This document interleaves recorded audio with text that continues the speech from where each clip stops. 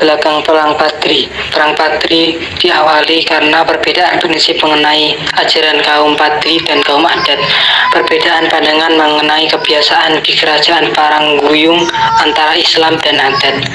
Hal ini bermula dari kepulangan 3 orang haji dari Mekah sekitar tahun 1803, yaitu Haji Miskin, Haji Sumani, dan Haji Piobang, yang menginginkan penerapan syariat Islam secara sempurna pada masyarakat Minangkabau.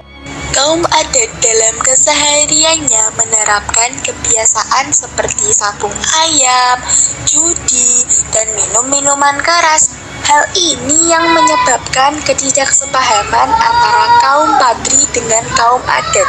Karena hal yang dilakukan oleh kaum adat menurut kaum Padri adalah hal yang melanggar syariat Islam. Perang Padri meletus sebagai perang saudara yang melibatkan suku Minang dan suku Mandailing.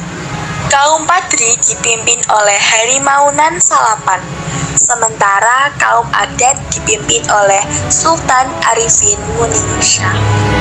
Kronologi kaum Padri. Kaum Padri melakukan berbagai cara untuk mengajak masyarakat adat meninggalkan perbuatan yang melanggar syariat Islam.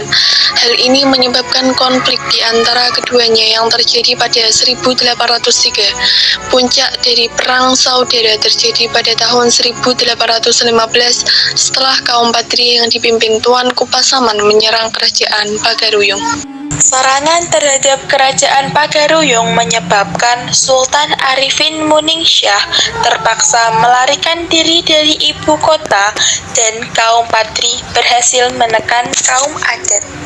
Kepemimpinan Harimaunan Salapan mampu membawa kaum Padri pada kemenangan. Terdesaknya kaum adat membuat kaum adat meminta bantuan kolonial Belanda pada tahun 1821. Pada tanggal 4 Maret 1822, Belanda yang dipimpin oleh Letnan Kolonel Raff berhasil memukul mundur kaum Padri dari kerajaan Pagaruyung.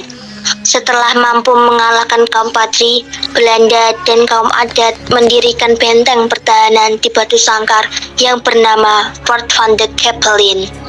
Sedangkan kaum adat memusatkan kekuatannya di Lintau. Pada tanggal 10 Juni 1822, pasukan Belanda yang melakukan pergerakan di Tanjung Alam diserang oleh pasukan kaum Padri. Namun, pasukan Belanda mampu mengalahkan dan terus melaju hingga Luha Agam. Pada tanggal 14 Agustus 1822, pimpinan pasukan Belanda, Kapten Givinet, menderita luka di pertempuran Baso dan meninggal pada tanggal 5 September 1822. Pada tanggal 15 November 1825, perjanjian Masang disepakati antara Belanda dan kaum Padri yang dipimpin Tuanku Imam Bonjol. Pada saat bersamaan, Belanda kewalahan dengan konflik di Eropa dan di Jawa. Selama masa gencatan senjata, kaum Padri berusaha memperbaiki keadaan dengan merangkul kembali kaum adat. Berakhirnya Perang Diponegoro di Jawa mengembalikan kekuatan Belanda untuk mencoba menundukkan kaum Padri. Pada 11 Januari 1833, kaum Padri dan kaum adat bersatu untuk menyerang pertahanan Belanda di Fort Koch, Bukit Tinggi.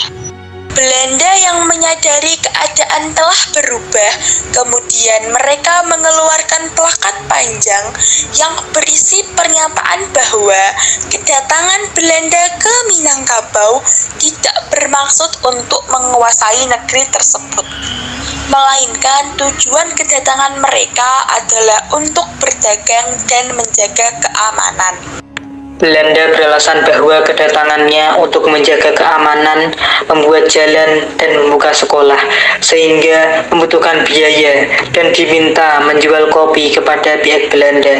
Perlahan, Belanda menyusup dan memulai penyerangan pada tahun 1837, hingga Tuanku Imam Bonjol mampu ditangkap.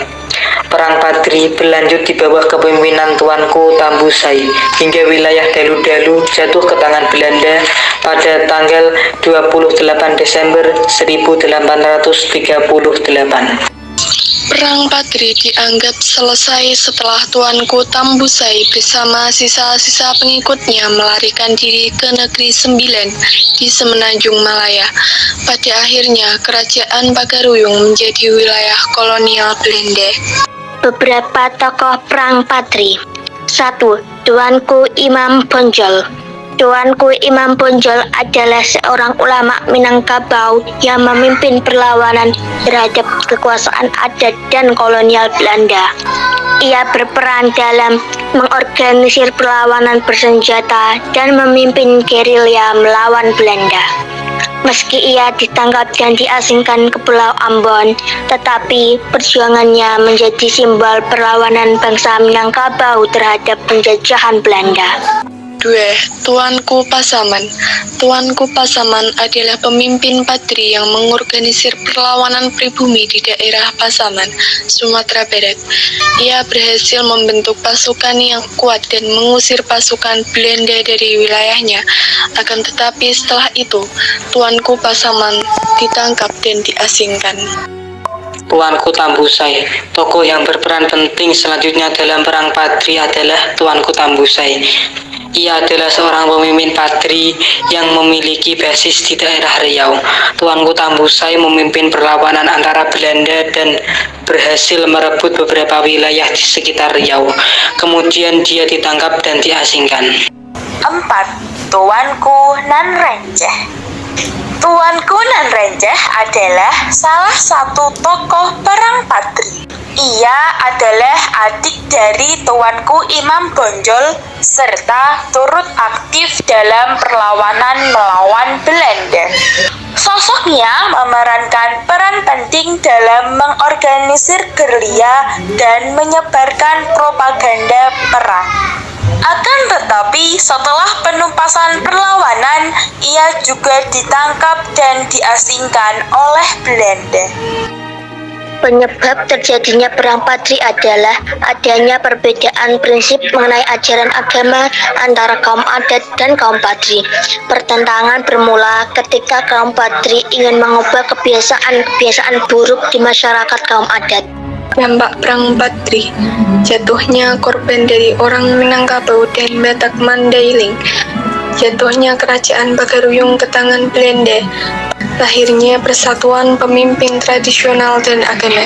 Kesimpulan, Perang Patri atau juga dikenal sebagai Perang Minangkabau adalah perang yang terjadi dari tahun 1803 sampai 1837 di Sumatera Barat antara kaum Patri dan kaum adat. Kaum Patri adalah umat muslim yang ingin menerapkan syariat Islam di negeri Minangkabau, Sumatera Barat. Sedangkan kaum adat mencakup para bangsawan dan ketua-ketua adat di sana.